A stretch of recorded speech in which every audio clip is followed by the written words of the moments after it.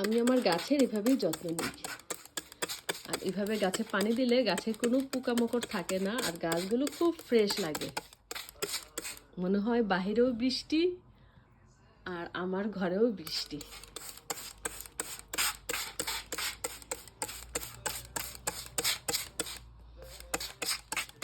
আমি দুদিন পর পরই মাটিগুলো চেক করে পানি দিই, শুধু পানি দিই, আর কিছু না।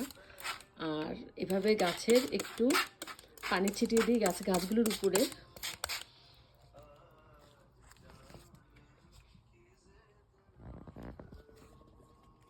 মাশাআল্লাহ, না সবাই মাশাআল্লাহ বলবেন আমার এই মরিচ গাছটা দেখে।